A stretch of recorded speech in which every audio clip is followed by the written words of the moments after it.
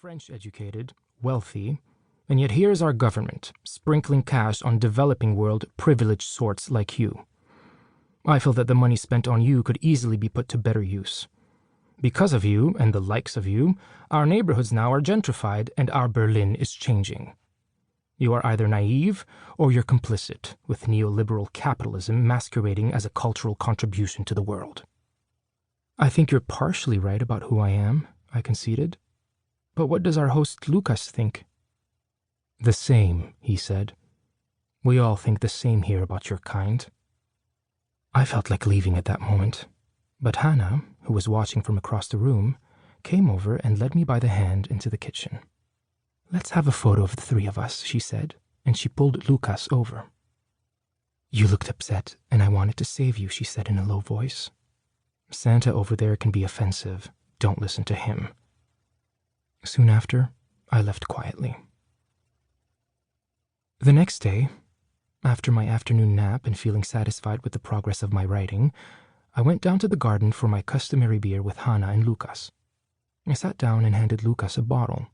We didn't talk about the night before. Over time, I had learned that the strength of a close-knit social group lies in its ability to compartmentalize. Lucas asked me what I was up to. I leave tomorrow for Beirut for a conference on photography, I said. You should come and visit my city sometime. He nodded and replied, I will. The conference was to be held at the American University of Beirut. I didn't expect many people to attend my lecture, as my subject was not directly related to anything overtly political, the Arab world, the Palestinian cause, or any such stressful subjects. Instead, my presentation would be on the final passage in James Joyce's short story, The Dead. And I knew that exploring the topic of the spatial in the work of James Joyce would be seen as an indulgence, a luxury. In the last scene of the story, the protagonist Gabriel gazes at a window and describes his memories in a gradual visual movement, evoking a series of photographs that simultaneously detail the spatial and the psychological. We see the window, a lamp, the River Shannon, and, at the center of the montage, the burial site of the young Michael Fury, Gabriel's wife's once-upon-a-time lover.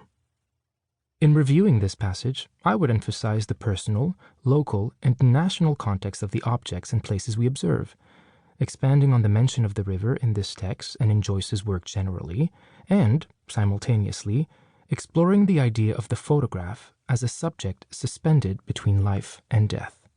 I would allude to Barth's aphorism in Camera Lucida that every photograph is an image of what has passed, and I would even dare to say that photography functions as a prophecy of death, overtly linking these observations to the title of Joyce's story, The Dead. The more I thought about the presentation of my paper, the more I felt that I was ultimately describing a particular suspended existence, my own. And now I felt the temptation to introduce another metaphor, my own identity as a person perpetually suspended between cultures, religions, and geographies. But a part of me also hated that narcissism and opportunism so prevalent in academia. After reflecting on this for a while, I concluded that while my work was indeed about ephemerality, it was not about the ephemerality of the self. Rather, it examined the ephemerality of the image of the self.